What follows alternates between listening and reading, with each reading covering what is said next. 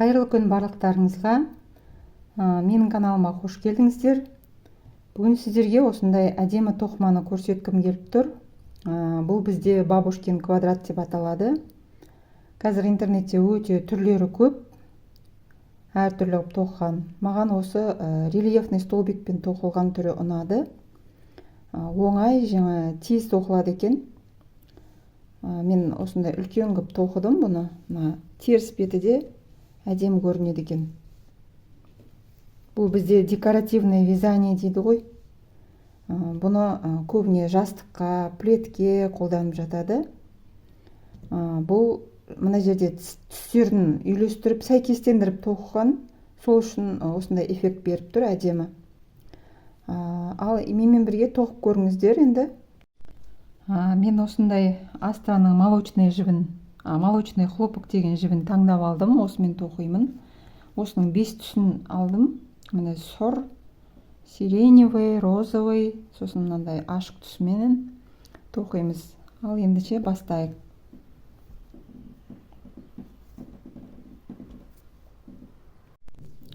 Мен осындай 3 деген крючокпен тоқимын. Ең алдымен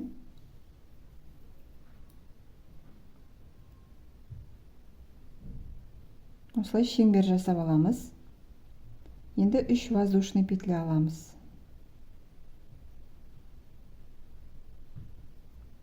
Енді 3 столбик с накидом тоқимыз.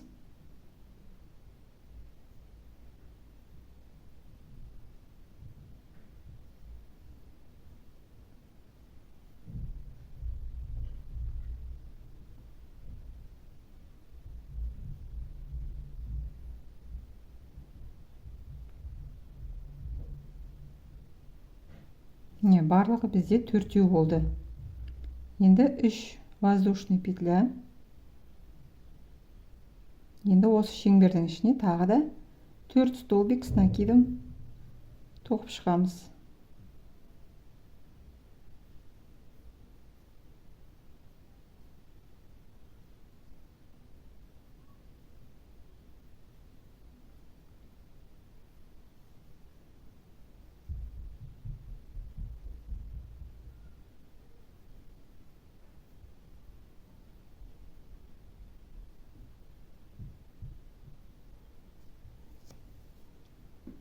Тағы да 3 воздушный петля.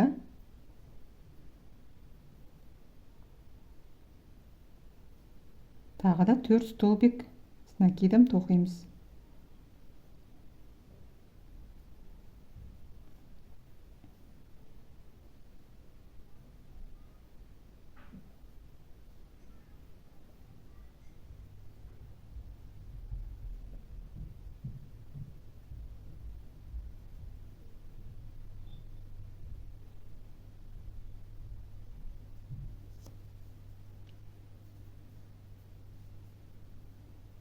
Тағы да 3 воздушный петля. Сосын соңғы рет 4 столбик с накидом тоқып шығамыз.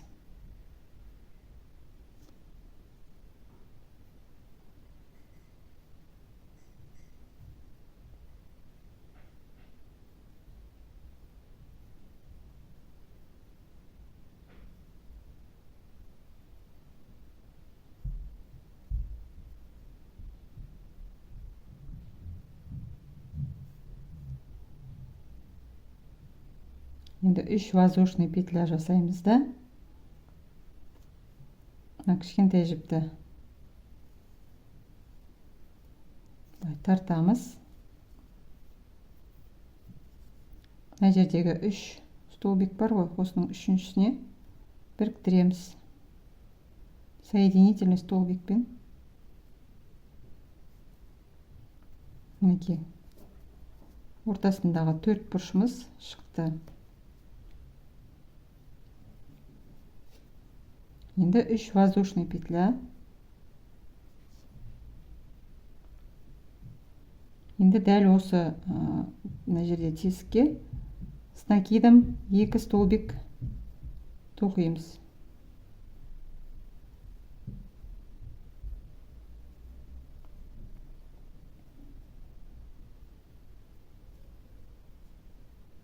Бір воздушный петля. Енді мына жерге тоқимыз. Столбик накидым. Крючокке жіпті іліп, тесіктен өткіземіз да, мына жіпті бір өткізіп, екеуін тағы бір өткіземіз. Тағы да біреуін тоқимыз.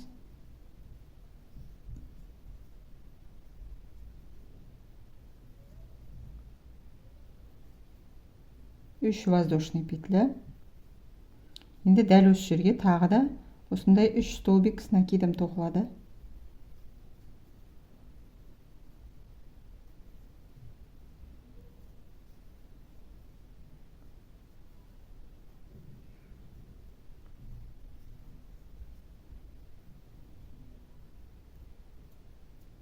Дәл осылай қалған екі бұрышқа да тоқылады. Осылай тоқып келіңіздер. Мінекей соңғы жағына келдім. Соңғы тесікке 3 столбик с накидом тоқыдым. Енді 3 воздушный петля алам. 1, 2, 3. Сосын мына жерге 3-ші петляға соединительныймен біріктіреміз.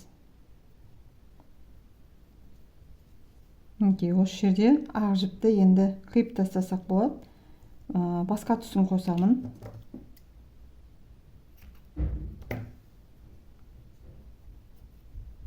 Мына жіптерді арасына бетіп тоқылып кетеді. Жасырып қоямыз. Енді келесі қатарда жіптің басқа түсін қосамын.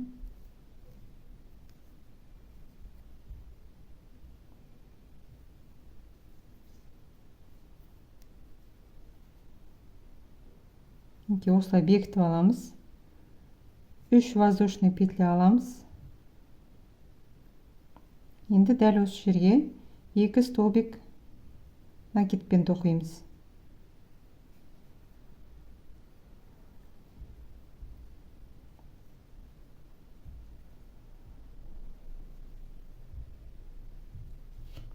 Бір воздушный петля. Енді рельефный столбиктарды тоқимыз. Мына жерге алдымен 1 столбик с накидом тоқимыз.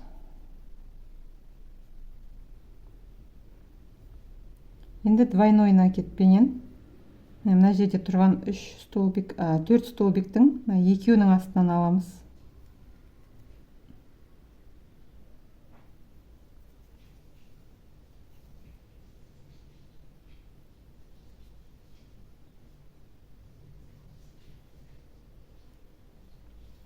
Енді дәл осы жерге тағы да 1 столбик с накидом.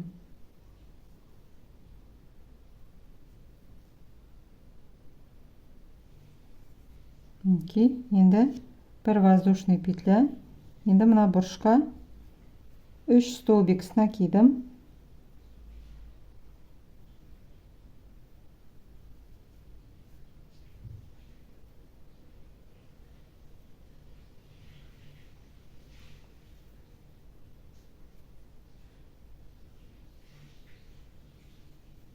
Үш воздушный петля. Тағы осы жерге 3 столбик с накидом.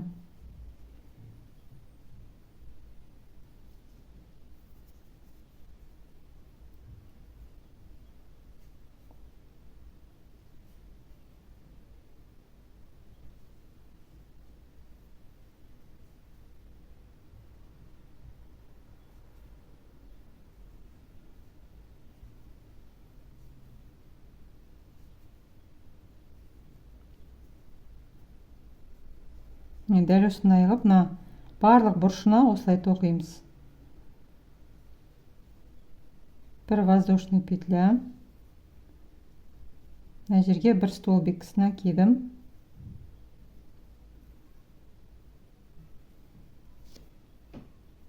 Енді с двойным накидом тоқылады мына жерге. Мына жердегі столбиктің 4-еу осының 2-еуінің астынан аламыз. Мына жіпті созыңқырап алыңыздар. Сол кезде әдемі болып шығады. Бостау қылып тоқсаңыздар тығыз қылмай. Мына екеуін бір ораймыз. Енді дәл осы жерге тағы 1 столбик с накидом.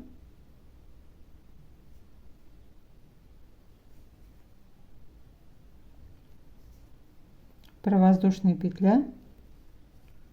Енді мына бұрышқа 3 столбик сына кидім.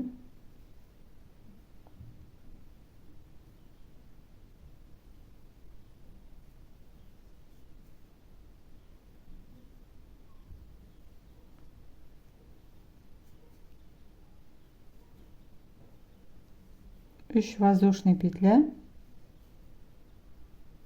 Тағы да 3 столбик сына кидім тоқылады.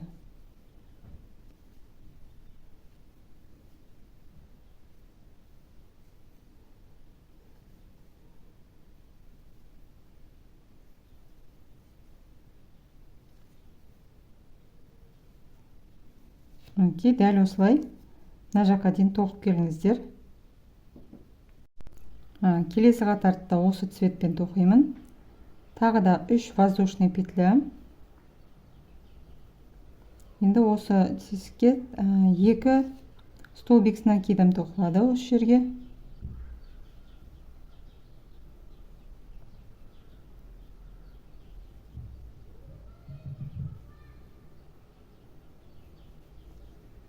Бір воздушный петля. Енді мына жерге бір столбик сына кидім.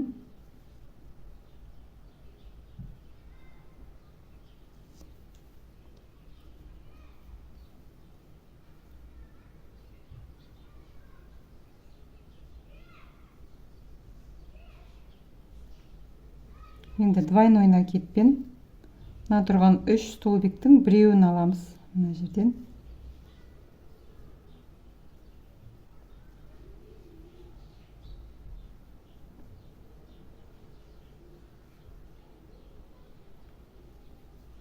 Бір столбик сына кидім дәл осы жерге, тағы біреуін.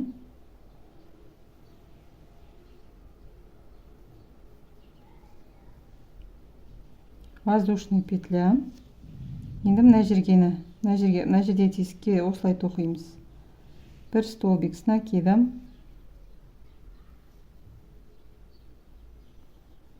Енді двойной накидпенен мына тұрған 3 столбиктің біреуінің ішінен аламыз, ортадағысынан.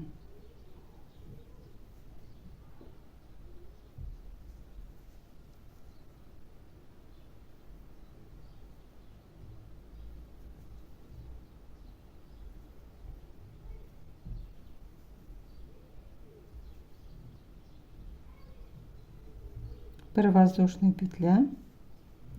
Енді мына бұрышқа 3 столбик сына кидім.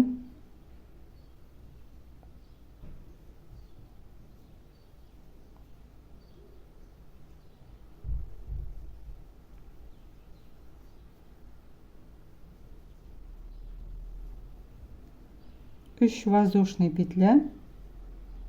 Тағы да 3 столбик сына кидім тоқылады дәл осы жерге.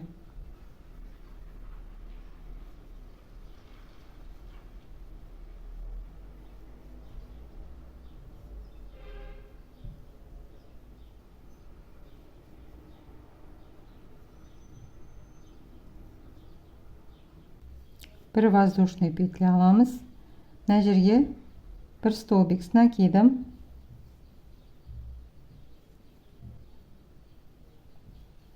Енді двойной накидпен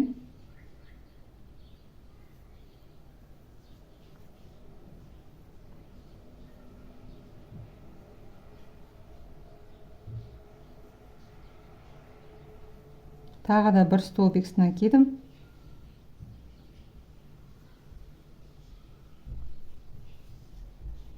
Бір воздушный петля.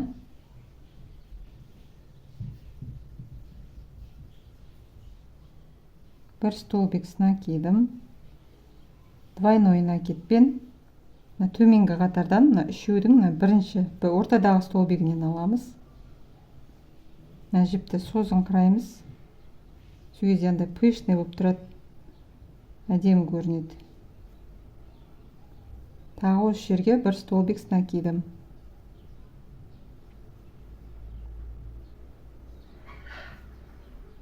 Әр бұрышына мынандай 3 столбик сына кидім, 3 воздушный петля, тағы да осы жерге 3 столбик сына кидім тоқылады.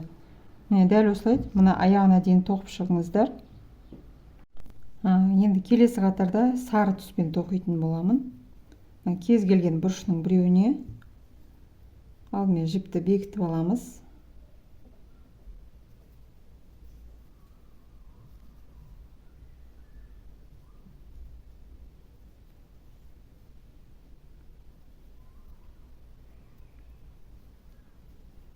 Үш воздушный петля.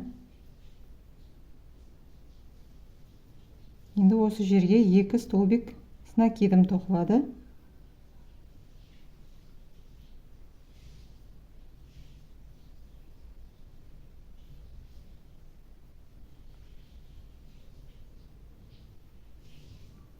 Бір воздушный петля. Мына жерге 1 столбик с накидом.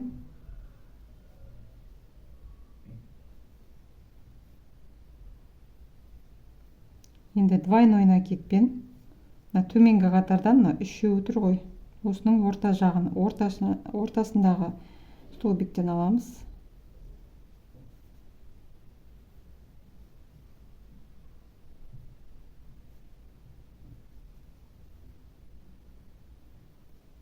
Тағы да 1 столбик с накидом. Бір воздушный петля.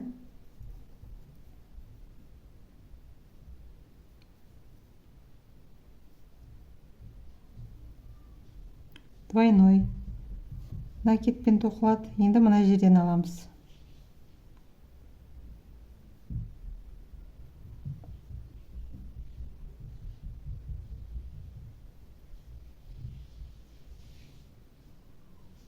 Тағы осы жерге 1 столбик с накидом. Бір воздушный петля. 1 столбик с накидом. Столбик с двойным накидом.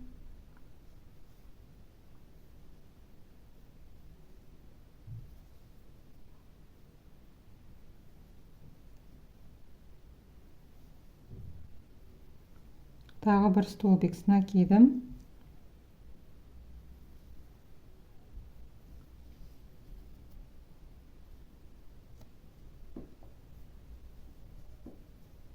Енді мына бұрышқа әдеттегідей 3 столбик с накидом, ортасында 3 воздушный петля тоқып шығамыз. 1 воздушный петля, 3 столбик с накидом.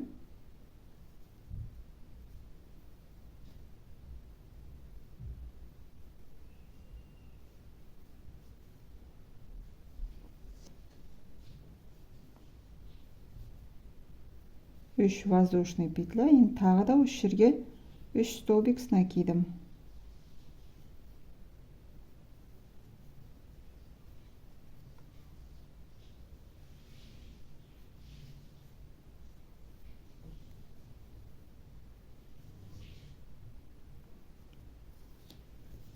Дәл осыны мына жаққа айналдыра осылай тоқып келіңіздер. Мінекей мен тоқып шықтым. Осылай әр түсінен 2 қатардан тоқсаңыздар әдемі болып шығады. Енді сіздерге тағы соңғы қатарды тоқып көрсетейін. Дәл осылай тоқылады әр қатардың бәрі. Сонымен аяқтаймын. Кез келген бұрышына осылай жіпті бекітіп аламыз.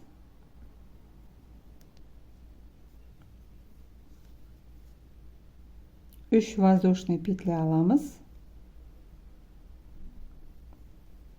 Дәл осы жерге 2 столбик с накидом тоқылады.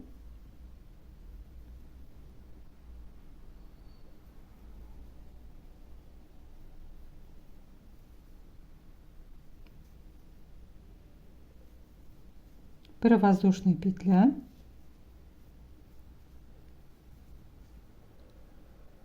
Мына жерге 1 столбик с накидом.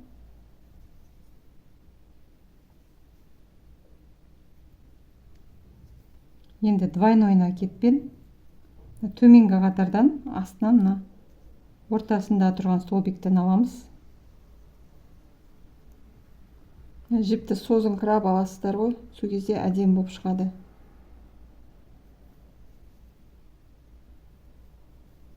Енді 1 столбик с накидом осы жерге. Бір воздушный петля. бір столбик с накидом.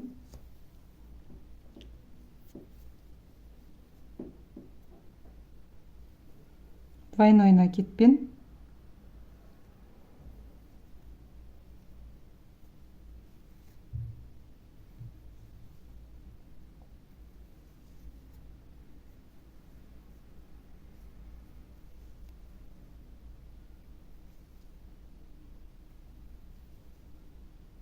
бір воздушный петля, тағы да бір столбик с накидом, двойной накидпен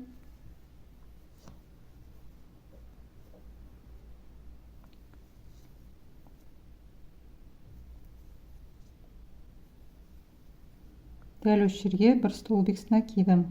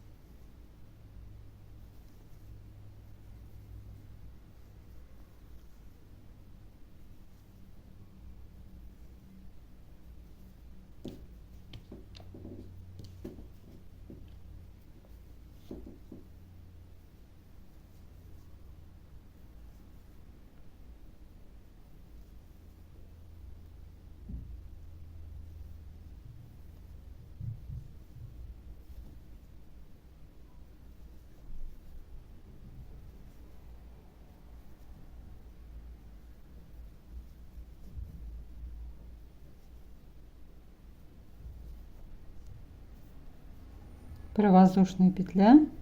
Мына бұрышқа әдеттегідей 3 столбик с накидом аламыз. 3 воздушный петля, тағы да 3 столбик с накидом.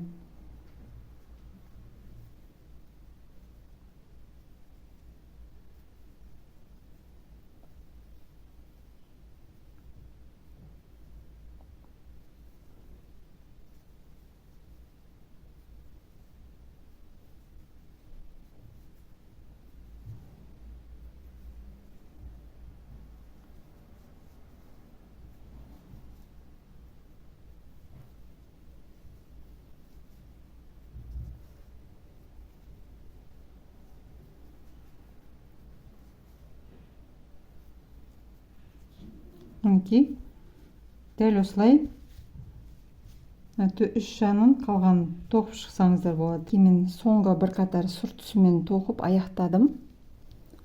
Міне осындай болып шықты.